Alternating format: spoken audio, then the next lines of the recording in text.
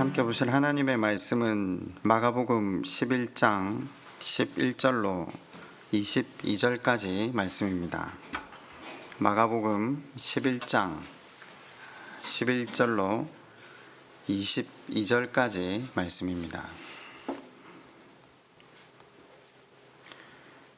11절로 22절까지 말씀을 교독하도록 하겠습니다. 예수께서 예루살렘에 이르러 성전에 들어가사 모든 것을 둘러보시고 때가 이미 저물매 12 제자를 데리시고 베다니에 나가시니라. 예수께서 멀리서 잎사귀 있는 한 무화과 나무를 보시고 혹 그 나무에 무엇이 있을까 하여 가셨더니 가서 보신즉 잎사귀 외에 아무것도 없더라. 이는 무화과의 때가 아님이라.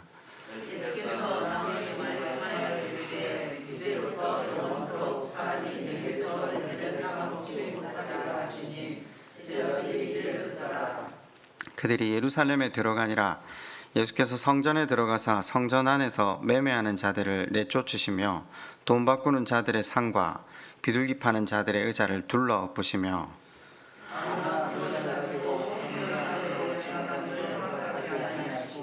이에 가르쳐 이르시되 기록된 바 내 집은 만민이 기도하는 집이라 칭함을 받으리라고 하지 아니하였느냐. 너희는 강도의 소굴을 만들었도다 하시매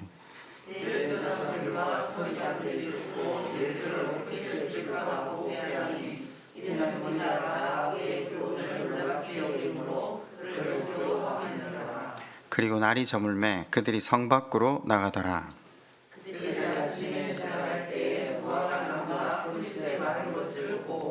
베드로가 생각이 나서 여짜오되 랍비여 보소서 저주하신 무화과 나무가 말랐나이다. 예수께서 그들에게 대답하여 이르시되 하나님을 믿으라. 아멘.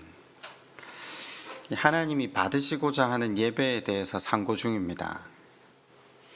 지난 시간에는 하나님 앞에 드리는 이스라엘 백성들의 제사 예배 가운데 하나님께서 빠진 게 있다라고 말씀하시는 장면을 살폈죠.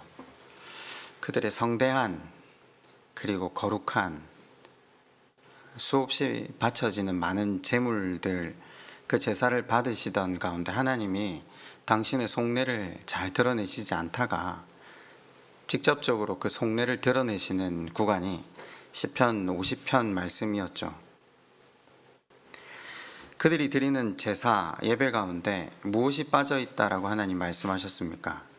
시편 50편 14절은 이렇게 밝힙니다. 사람이 하나님에게 바칠 제물은 감사하는 마음이요.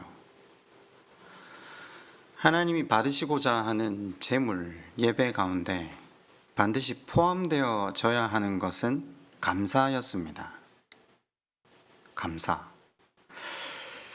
시편 50편 23절에는 이 감사로 제사를 드리는 자가 하나님을 영화롭게 영광스럽게 한다라고 살펴보았습니다.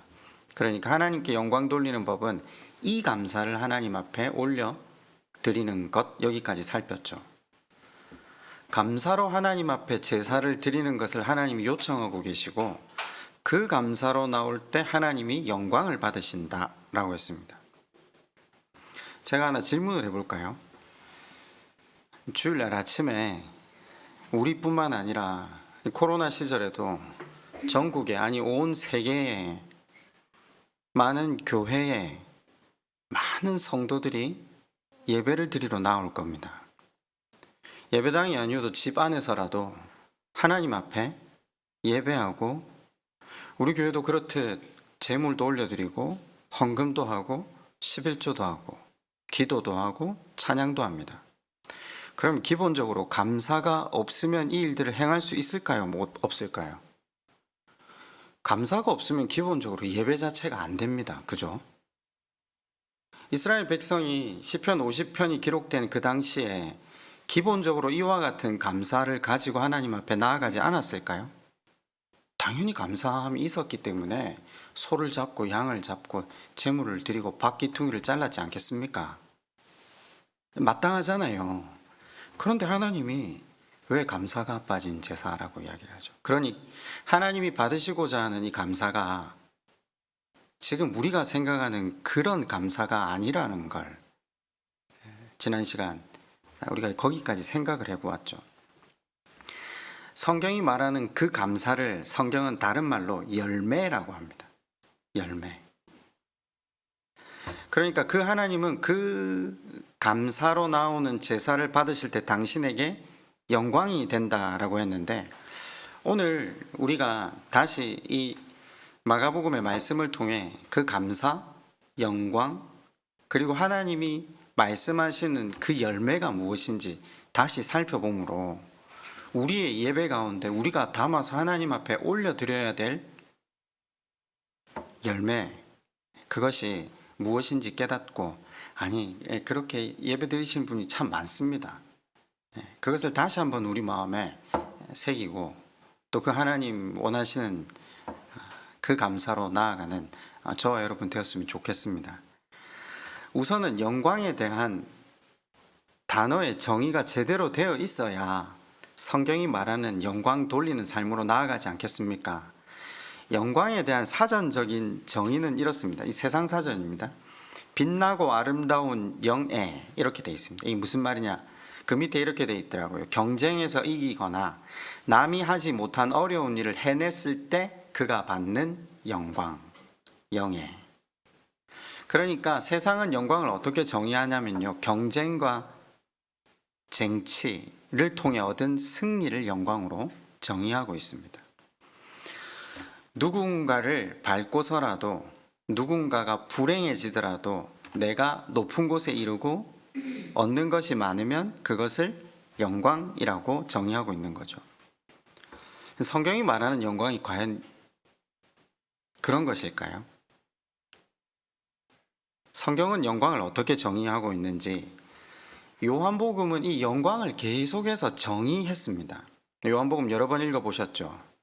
요한복음은 영광을, 제가 먼저 답을 말씀드리고 갈게요. 영광을 신분이라고 합니다. 뭐라고요? 신분이라고 합니다.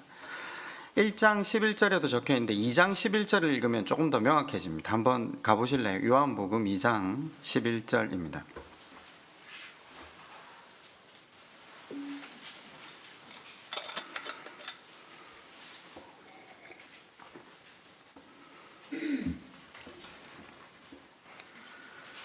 요한복음 2장 11절에 예수께서 이 첫 표적을 갈릴리 가나에서 행하여 그의 영광을 나타내심에, 그가 누구신지를 나타내심에, 그의 신분을 나타내심에, 이런 말입니다. 제자들이 그를 믿음이라. 그러니까 요한복음에서 영광이라는 단어가 나올 때마다 그 영광이 예수 그리스도가 구원자라는 신분이 밝혀질 때마다 영광이 같이 나옵니다. 이해가 되십니까? 그러니까 성경은 영광을 다른 것을 설명하는 데 있지 않고 예수 그리스도의 구원자 되심을 나타낼 때마다 영광이라는 단어를 씁니다. 그러면요, 이 구원자 되심을 어떻게 주님이 이루셨습니까? 우리가 흔히 잘 아시듯이 순환을 통해서 이루셨죠. 이 땅에 오신 목적이 뭡니까? 하나님께서 그 아들을 인류의 죄를 대신 지고 순환 받으심으로 인류의 구원자라는 영광을 얻게 하신 겁니다. 영광은 그냥 주어진 게 아니라 순환 받으심, 십자가를 지심으로 말미암아 영광을 입으신 거죠. 요한복음을 잘 읽어보면 성경이 말하는 영광은 예수님의 낮아지심과 치욕, 십자가라는 순환을 통해 주어졌다라는 것을 알게 됩니다. 복음서를 다 읽어보지 않아도 우리는 사실은 마음속으로 또 개념적으로 그걸 잘 알고 있습니다. 그리고 요한복음은 그분이 그렇게 영광을 얻어서 우리로 하여금 영광을 덧입히셨기 때문에 그 영광을 덧입은 우리가 하나님 앞에 영광 돌릴 수 있는 것은 그분이 싸우신 선한 싸움을 싸우는 것, 그것이 영광 돌리는 것이라고 합니다. 섬김과 희생, 섬김과 희생을 살아갈 수 있는 방법은 자기 부인, 하나님 말씀을 쫓는 것, 그것이 성경은 영광이라고 표현을 하는 거죠. 개념이 조금 잡히십니까? 이걸 디모데후서 3장 12절, 베드로전서 4장 12절, 그리고 로마서 8장 17절이 똑같이 이야기를 합니다. 한 구절만 찾아보면 이 똑같이 뭘 이야기하고 있는지, 영광이 고난을 받는 것이라고 이야기를 해야 되잖아요. 8장 17절, 로마서 8장 17절 한번 가보실래요? 로마서 8장 17절입니다.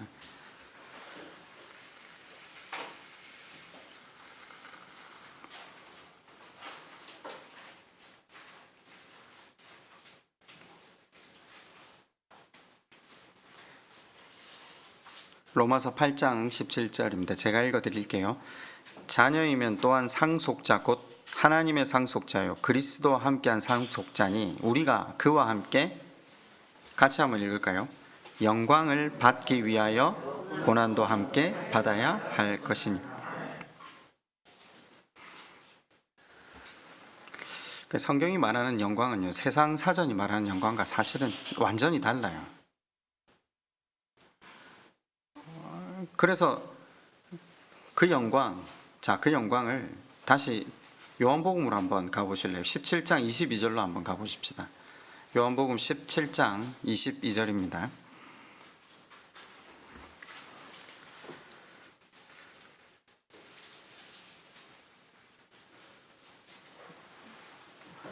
내게 주신 영광을 내가 그들에게 주었사오니 이는 우리가 하나 된 것 같이 그들도 하나가 되게 하려 함이니이다.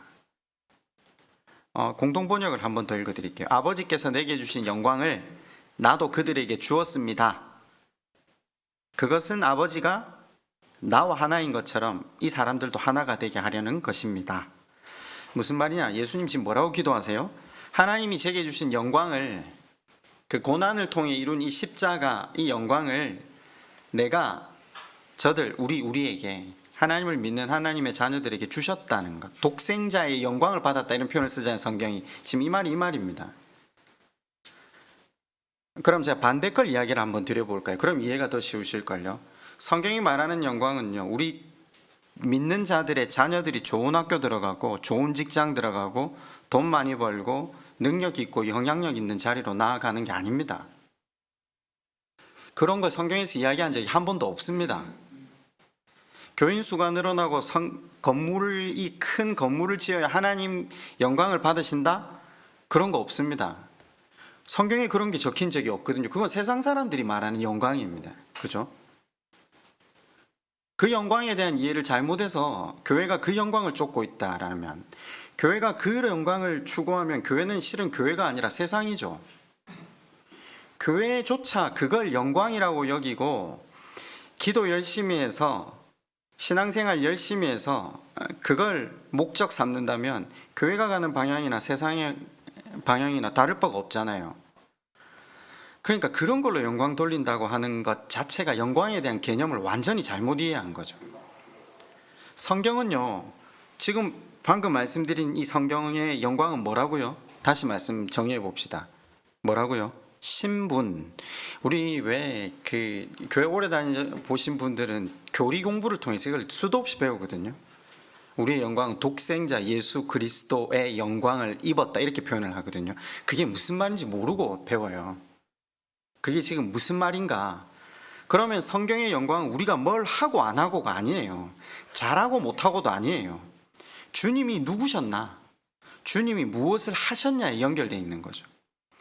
이 개념을 못 이해하니까 우리가 하나님의 영광을 위해 살아야지 하면서, 실은 사실 아까 말씀드렸듯이 세상적으로 성공하고 남들 보란 듯 잘 살게 하는 게 영광이라고 착각하는 거죠.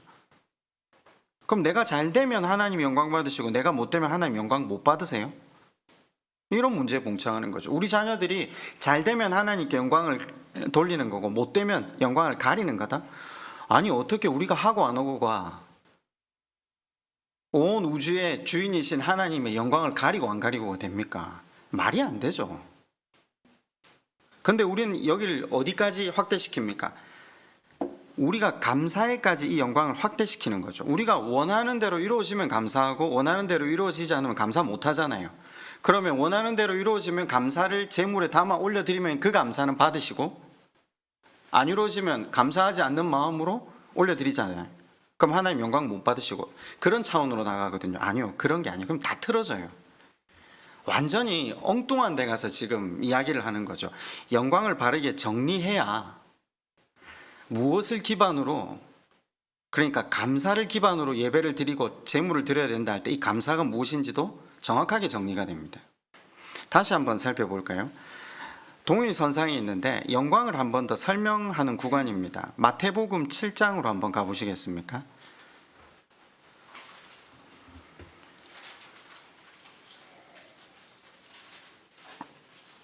마태복음 7장 19절입니다. 영광에 대해 설명하는 구간인데 제가 19절부터 23절까지 한번 읽어드릴게요. 아름다운 열매를 맺지 아니하는 나무마다 찍혀 불에 던져지느니라. 이 성경이 영광, 감사를 이야기할 때 계속 열매로 이야기를 하고 있습니다. 유의해서 한번 보시면 오늘 우리가 읽은 마가복음 11장의 내용이 이해가 됩니다. 이러므로 그들의 열매로 그들을 알리라. 나더러 주여 주여 하는 자마다 다 천국에 들어갈 것이 아니요 다만 하늘에 계신 아버지 뜻대로 행하는 자라에 들어가리라. 그날에 많은 사람이 나더러 이르되 주여 주여 우리가 주의 이름으로 선지자 노릇하며 주의 이름으로 귀신을 쫓아내며 주의 이름으로 많은 권능을 행하지 아니하였나이까 하리니. 그러니까 예수 그리스도의 이름으로 귀신을 내쫓고 기적을 행하고 신앙생활을 하고 종교생활을 했는데 그게 하나님께 영광이 아닐 수 있다라는 겁니다. 지금 이해가 되십니까? 성경이 계속해서 예수님이 이 산상설교잖아요. 5장, 6장, 7장에서 뭘 이야기하냐면 하고 안 하고가 핵심이 아니라는 겁니다. 그렇다고 하지 말라는 말이 아니라 해야 되는데 그 안에 이 열매를 담아야 된다는 거죠. 하나님의 뜻을 알고 가야 된다는 거죠. 그 하나님의 뜻, 그 열매, 그것을 우리가 다른 말로 감사라고 시편 50편을 설명한 거죠. 영광은 다시 정리해 봅시다. 뭐라고요? 신분이 주어졌다. 어떤 신분요? 예수 그리스도의 십자가 은혜로 이제 내가 하나님과 연결되었다는 것, 그걸 영광이라고 합니다. 하나님께서 주님에게 주신 영광이라는 것은 그분이 십자가를 지심으로 말미암아 원수되었던 나와 하나님의 관계가 회복되었다. 하나님과의 사귐에 들어가게 된 것이 영광입니다. 신분이 바뀐 거죠. 이해가 되시죠? 여기까지 굉장히 소홀하시죠? 표현을 이렇게 한번 해볼까요? 연예인을 만났어요. 흔히 연예인을 만났을 때 사람들이 연예인에게 하는 표현이 뭐죠? 만나 뵙게 돼서 영광이라고. 이 영광의 표현을 굉장히 잘한 거예요. 제가 볼 때. 지금 성경적인 영광의 개념 이해가 되십니까? 하나님과 사귐에 들어가는 것, 하나님과 연결된 것, 하나님께 접붙여진 바 된 것, 그게 영광입니다. 그런데 이 영광에 우리가 한계 있어요, 없어요? 이걸 깨닫는 게 감사합니다. 아주 쉽게 이야기하면.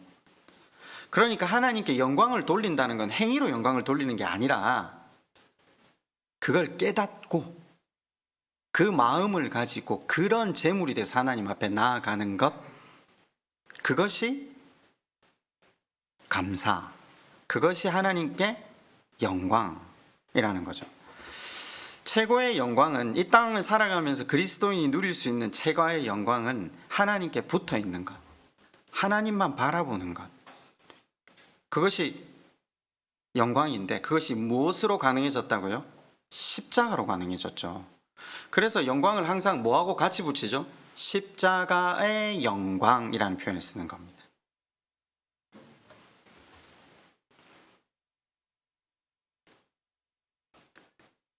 우리가 하나님께 접붙여지고 하나님과 관계를 맺고 교제할 수 있게 된 것은 일방적인 예수 그리스도의 은혜.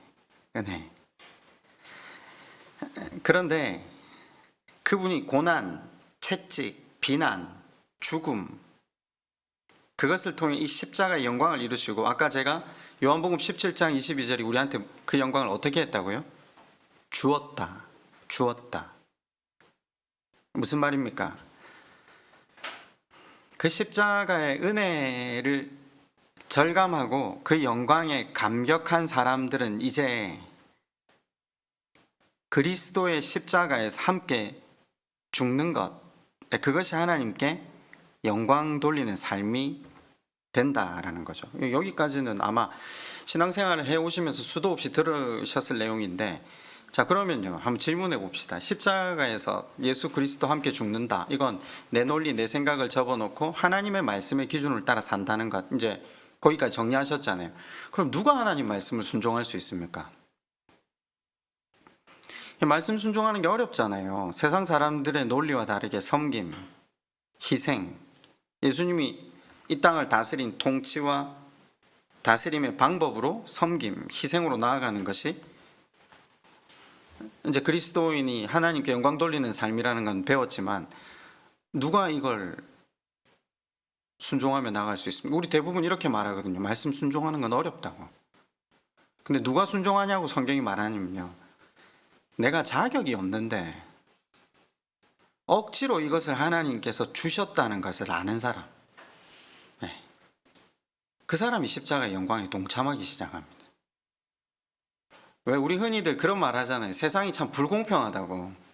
지금 뭐 정부가 하는 정책, 사람들이 행하는 일, 그런 걸 보면서 불공평이라는 이야기를 자주 하거든요. 제가 이런 표현을 했잖아요. 우리가 누구인지 깨달으면요, 우리보다 더 불공평의 대명사가 없다는 걸 알게 돼요. 하나님이 우리 같은 인생을 구원하셨다는 것 자체가 불공평이에요. 성경에 읽어보면요, 입다도 기드온도 히스기야도 아브라함도 야곱도 구원받을 수 없는 존재들이라는 걸 성경이 기록해둬요. 그럼 누구의 은혜로 구원을 받았다고요? 하나님 그분의 은혜로, 하나님 그분의 불공평하심으로. 아니 아브라함이 지 목숨 살리려고 마누라를 팔아먹었는데 그 밤에 하나님 나타나셔서 아내를 빼앗아간 왕에게, 빼앗아간 것도 아니죠, 그랬 따지면요, 줬으니까 지가, 너 돌려주지 않으면 너 죽는다. 그래서 그 돌려받고 재물까지 받아서 돌아가는 그 걸음에 아브라함이 영광스럽게 갔을까요? 수치스럽게 갔을까요? 하나님 앞에 부끄러움이 점여드는 거죠. 근데 우리가 성경을 읽으면서 그런 생각 안 합니까? 왜 하나님 이렇게 불공평하게 말도 안 되게 일을 진행하시지? 그게 우리 삶이라는 걸 깨닫지 못하면요, 우리가 불공평의 대명사라는 사실을 깨닫지 못하면요, 우리가 하나님 앞에 나올 때마다 하나님이 우리의 예배 가운데 받으시고자 하는 감사가 없다는 게 됩니다. 이게 굉장히 단순합니다. 내가 자격이 없는데 영광을 받은 걸 아는 사람은요, 드디어 십자가의 삶을 살아가는 것이 마땅하다라는 걸 깨닫고, 그걸 살기 위해서 이제 할 수 있는 것부터 순종하면서 가는 거죠. 근데 해놓고 이제 제가 제 할 바를 다 했습니다 라고 말을 못하는 게, 생명하고 비교할 수 있는 어떤 가치도 없거든요. 그것도 값없이 받았잖아요. 내가 아무리 무언가를 하나님 앞에 해드려도 그 생명의 1000분의 1, 10,000분의 1도 해당하지 못하기 때문에 했는데도 부족합니다. 하나님 죄송합니다. 하나님. 그러니까 종교적 열심, 종교적 행동을 했는데 자세가 완전히 다른 겁니다. 이해가 되십니까? 하는 건 똑같이 하지 말라는 게 아니라 기도, 전도, 금식, 구제 다 해야 됩니다. 하는데 지금 이 감사, 이 자기를 알고 하나님 그분의 은혜를 절감하면서 나아가는 이 자세가 빠지면 아니라는 겁니다. 없다는 겁니다. 예수님이 그게 구원과 연관이 있다고 설명을 해주시잖아요. 우리 어제 주일학교 본문이 선한 사마리아인이었거든요. 아이들한테 이 본문을 설명하는 게 굉장히 어렵다라고 계속 이제 이야기가 나와서 어제 우리 아이들 데리고 이제 먼저 설명을 한번 해봤어요. 제가 이런 이야기를 했어요. 율법사가 예수님한테 나와서 질문을 했어. 율법사가 구원에 대해서 굉장히 잘 아는 사람인데 어떻게 하면 구원을 받을 수 있습니까? 물었더니 예수님이 이렇게 질문을 하셔. 너는 어떻게 생각하니? 율법을 지켜야 된다라고 생각을 합니다. 율법을 지켜? 율법이 뭐니? 하나님 사랑, 이웃 사랑입니다. 잘 안 해? 그럼 그거 지켜. 그럼 구원 받을 수 있어. 그런 이야기거든요. 뉘앙스가요. 그러면서 예수님이 비유를 딱 하나 밑에 다 드십니다. 강도 만난 사람이 있는데 제사장 그 사람 보고 지나가고 그 밑에 또 다른 레위인 보고 지나가고 세 번째 선한 사마리아인이 그를 도와줬어. 율법사에게 이렇게 묻습니다. 강도 만난 자 이웃이 누구야? 그러니까 그 사람이 대답을 어떻게 하죠? 자비를 베푼 사람입니다. 너 가서 자비 베풀어. 그럼 구원받을 수 있어. 이렇게 이야기를 하시거든요. 너 자신이 강도 만난 자라는 사실을 모르는 한, 너에게 값없이 은혜가 주어졌다는 사실을 모르는 한, 너는 아무 것을 무엇을 해도 너는 나와 무관해. 지금 그 이야기를 하시는 거죠. 우리는 누가복음의 한 구간만 살펴봤지만 성경은 지금 이 이야기를 반복해서 계속 이야기하고 있습니다. 이 감사가 빠진 건, 이 열매가 빠진 건, 우리 자신이 누구인지 그걸 우리가 어떻게 구약 성경에서 배웠죠? 항복, 자기 부인, 상한 심령, 가난한 마음, 다른 단어로 배웠잖아요. 근데 성경은 그걸 부흥, 우리 아이들이 이렇게 대답을 하더라고요. 실컷 배우고 나서. 그래, 자, 선한 사마리아인 비유 핵심이 뭐야? 우리 첫째만 이렇게 대답을 하더라고요. 내가 소망이 없는 사람임을 알고 예수님만 나의 구원자 되신다는 걸 깨달아라고 예수님이 말씀을 하셨네요. 제가 내가 주일날 4번을 설교했는데 많은 사람들이 잘 이해를 못한 건 내 잘못인가? 제 아이들 어제 웃으면서 그 이야기를 했어요. 이게 참 쉬운 것 같은데 참 어려워요. 구약 내도록 선지자들이 나와서 이 얘기를 하거든요. 그잖아요. 그 예수님 오셔서 또 이야기를 하고 계세요. 그냥 똑같은 이야기의 반복일 뿐이에요. 영광이 별다른 특별한 단어가 아니라 바로 이 감사죠. 자기 부인, 항복, 내가 강도 만난 자임을 아는 것. 여러분, 오늘 우리가 읽은 마가복음 본문이 내나 그 내용입니다. 이 땅에서 예수님이 마지막 한 주를 보내시잖아요. 예루살렘 성에 입성하시기 직전에 종려주일이라고 하는데 예루살렘으로 환영받으면서 딱 들어오는 구간이 11절 딱 그 구간이었다면 한번 가보실래요? 마가복음 11장으로 다시. 들어오셔서 제일 먼저 하신 일이 뭡니까? 성전 청소, 그죠?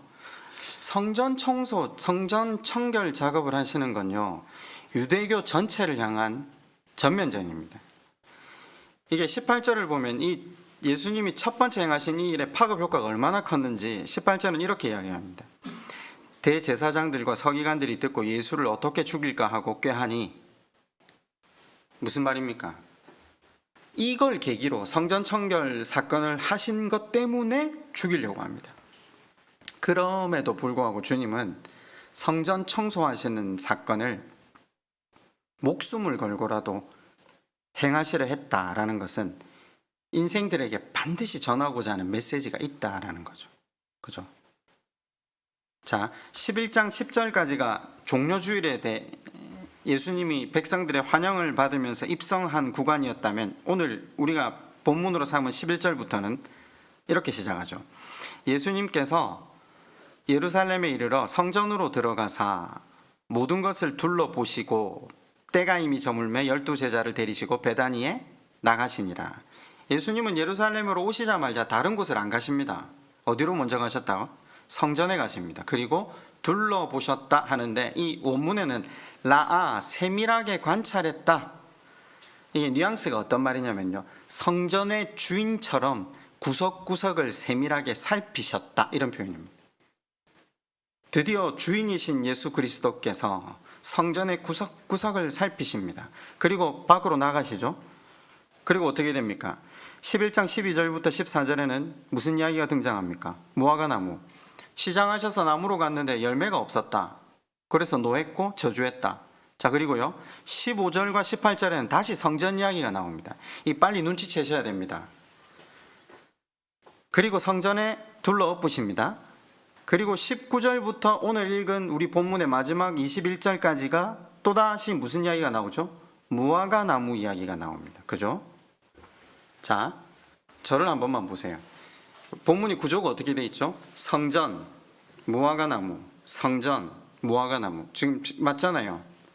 읽어보시니까 지금 이해가 되시죠?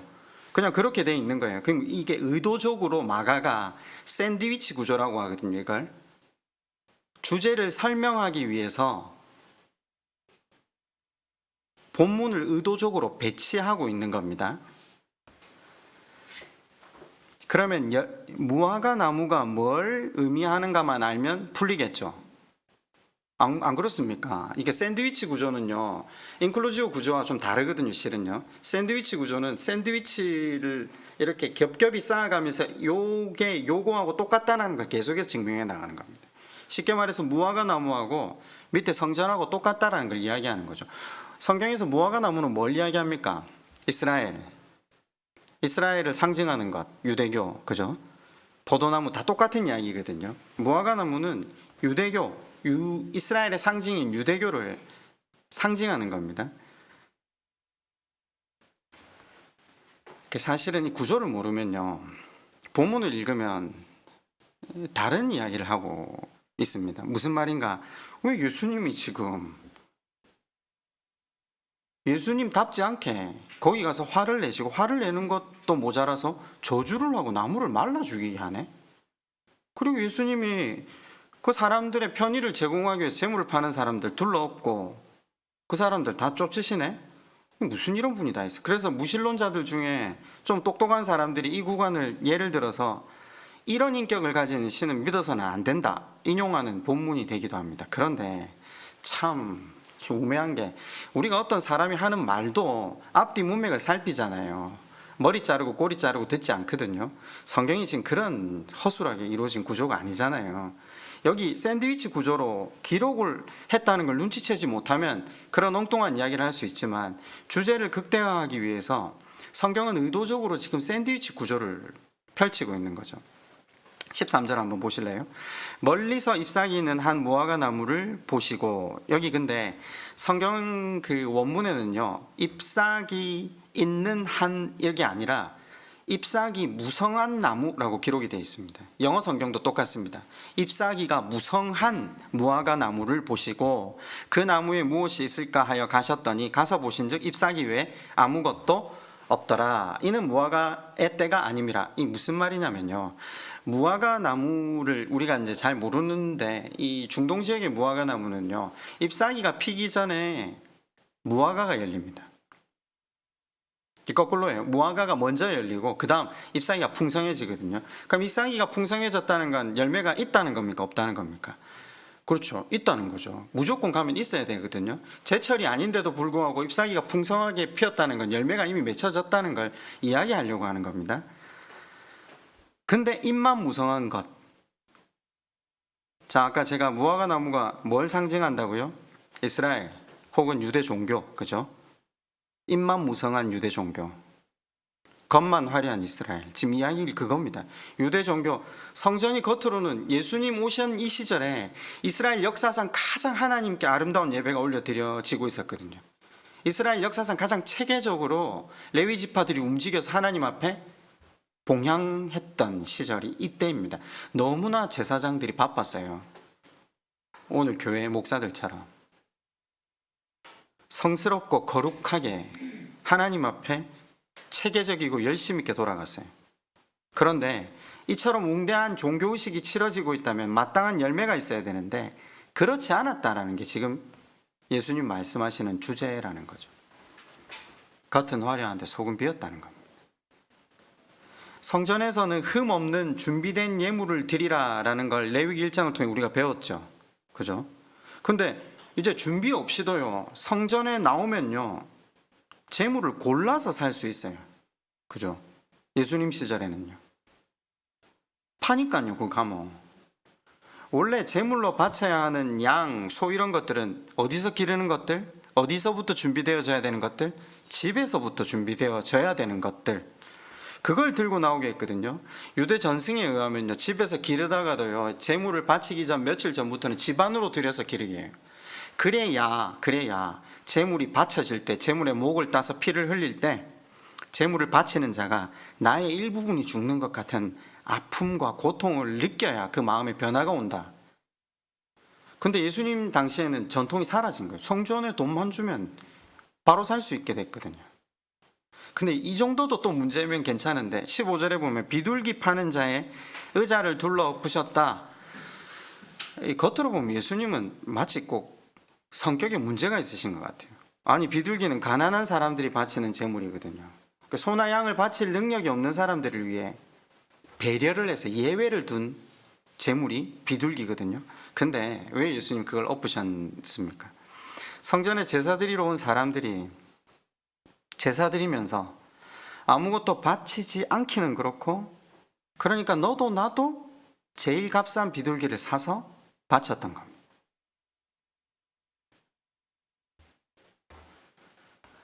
더군다나 돈도 바꾸어서 성전세 예물을 드려야 되잖아요. 그 상권을 누가 지고 있습니까? 제사장들이 지고 있죠. 무화과 나무의 비유는요, 타락한 이스라엘, 유대교에 대한 하나님의 심판을 의미하고 있는 거죠. 뿌리채 말라 사라질 것이다. 이 가증스러운 종교 행위 하는 거 집어쳐라. 그 메시지죠. 이게 성전 청결의 메시지라는 거 우리가 배웠잖아요. 그러면 자, 이제 다시 좀 돌아가 봅시다. 우리 이제 머릿속을 한 가지 질문이 가득 채워야 됩니다. 그럼 신앙생활에 있어서 열매는 뭔가? 신앙생활에 있어서 진짜 하나님 바라시는 열매는 뭔가? 이분들도 최선을 다해서 지금 예배드린 거잖아요. 어떻게 보면요. 제가 지금 서두에 먼저 말씀을 드렸어요. 주제를 먼저 말씀을 드렸어요. 그럼 예수님이 없애버리겠다, 저주만 선포하실 뿐만 아니라 대책을 말씀해 주셔야 되잖아요. 주님이시라면 대책을 분명히 말씀해 주시는 게 주님의 원래 스타일이잖아요. 살리는 게 목적이니까. 말씀을 해 주셨어요. 21절 한번 가보실래요? 21절부터 25절이 그 구간이긴 한데, 베드로가 생각이 나서 여짜오되 랍비여 보소서 저주하신 무화과 나무가 말랐나이다. 여러분 같으면 이렇게 제자의 질문을 들으면 뭐라고 대답하시겠습니까? 그래, 내가 저주한 대로 말랐네? 뭐 최소한 대꾸가 있어야 되죠. 근데 예수님 지금 뭐라고 대답하시죠? 22절에 다시 한번 다 같이 읽어봅시다. 시작. 예수께서 그들에게 대답하여 이르시되 하나님을 믿으라. 지금 이게 예수님의 대안입니다. 신앙의 가장 본질적인 것에 대해 말씀해 주실 차례이지 않습니까? 뭐라고 하십니까? 예수님이 하나님을 믿는 것이 본질이래요. 이 참, 제가 지금 다시 또 질문을 또 해볼게요. 베드로가 질문한 것에 대해서 지금 제자들한테 대답을 하신 것이잖아요. 그러면 베드로나 제자들은 하나님을 믿고 있었을까요? 안 믿고 있었을까요? 믿고 있잖아요. 믿었으니까 따라다녔죠. 그럼 예수님이 지금 하나님을 믿으라는 이 믿음은 지금 그들이 믿는 믿음과 다른 믿음이라는 거죠. 우리가 감사함으로 드리는데 하나님은 그 감사가 아니라 다른 감사라고 말씀하시듯, 우리의 예배에, 우리의 믿음에 이 내용이 지금 담기어야 하나님이 받으실 만한 제물, 하나님이 받으실 만한 예배, 하나님께 영광이 된다라고 이야기를 하시는 거잖아요. 그러면 여러분, 참 믿음의 사람이 되는 것, 참 열매를 맺는 방법은 감사를 하는 것인데, 그죠? 감사가 뭡니까? 말씀을 맺겠습니다. 세리와 창기의 기도입니다. 세리와 창기가 어떻게 기도하죠? 주님, 저는 죄인입니다. 저는 거기 안에 들어가서 제사를 드릴 만한 존재가 못 됩니다. 여기 밖에 서서 그냥 드리겠습니다. 우리를 구원해 주신 은혜만으로도 감사하게 생각합니다. 그럼 안에 있는 제사장들하고 레위인하고 서기관들은, 우리 혹시 그 기도문 읽을 때마다 이 사람들은 죄인이니까 이렇게 기도하는 것이 마땅해라고 생각해 보신 적 없습니까? 다 죄인입니다. 다 죄인입니다. 한쪽은 죄인인 줄 모르고 사는 죄인과 한쪽은 죄인인 줄 알고 사는 죄인. 죄인인 줄 알고 사는 죄인은 늘 하나님 앞에 죄송하고 부족하고 강도 만난 자로서 살아갑니다. 내가 하나님 예수 그리스도 십자가 은혜 없으면 살 수 없는 존재입니다. 저는. 지금 주님이 받으시고자 하는 감사는 바로 그냥 그 자세입니다. 우리 가운데 원하시는 열매는 바로 그 마음입니다. 우리가 회복해야 할 참 신앙의 모습, 깨달으시지 않았습니까? 여러분, 오늘도 하나님께서 우리에게 찾아오시면 우리 성전의 주인 되신 분이 그분이시니까 우리 심령의 성전을 구석구석 돌아보시겠죠. 여러분은 뭘 내드릴 게 있습니까? 이 마음이 있으십니까? 멀리 떨어져서 겉모습만 보면 우리도 잎사귀가 무성한 무화과 나무 같지 않습니까? 우리 몇십 년씩 신앙생활 했잖아요. 적어도 이런 헌신과 하나님 앞에 내어드린 내용들 좀 이야기할 만한 것들 있지 않습니까? 네, 잎이 무성하시네요. 그런데 주님이 가까이 오셔서 이곳저곳 살피실 때 주님이 기대하시는 열매를 우리 안에서 찾을 수 있냐 없냐가 이게 관건이라는 거죠. 우리 내부를 살피셨는데 정작 주님이 찾으시고자 하는 그 감사가 없다면, 아니 사실 우린 너무 억울하고 고통스러워야 됩니다. 우리 이때까지 신앙생활 했는데 우리 내면의 상을 들러 엎으신다 주님이. 주님 뭘 원하십니까? 이게 아니라 그동안 말씀의 거울에 우리를 비추어 보지 못했군요. 여러분 그렇잖아요. 우리가 지금 몇 주 동안 회개에 대해서 계속 설교를 했습니다. 기독교인이라면 회개에 대해서 귀에 못이 박히도록 설교를 듣거든요. 그래서 제가 질문했죠. 여러분 하나님 인격적으로 만나신 시간 기억나시냐고. 언제 한번 마음을 토하면서 하나님께 우리 인생의 본질을 그대로 내어놓고 기도해 보셨냐고. 이 하나님 받으시고자 하는 건 그냥 이 재물이라니까요. 그런 재물됨, 그런 감사함 없이 하나님 앞에 나오는 것이 율법주의고 형식주의고 종교생활이 된다라고 하나님 말씀하시는 겁니다.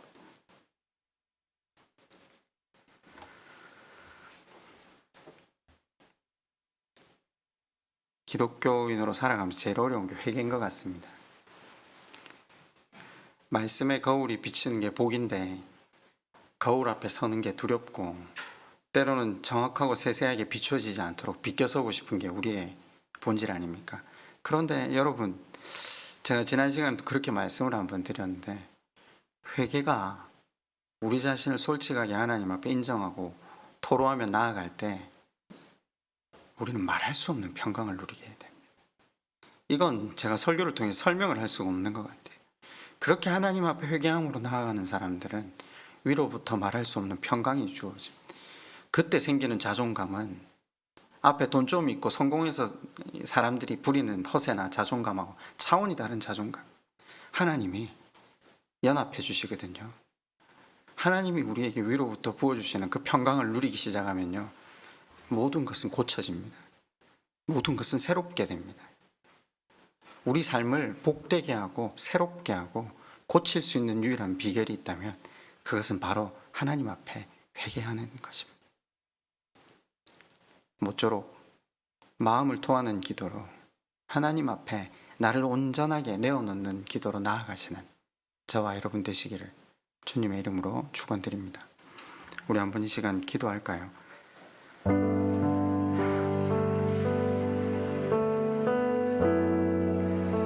여러분, 주님은 사람을 너무 잘 아세요. 사람은 노력으로 변하지 않아요. 사람이 언제 변하냐면요, 주님을 인격적으로 만날 때 변해요. 근데 언제 인격적으로 만날 수 있다고요? 회개할 때죠.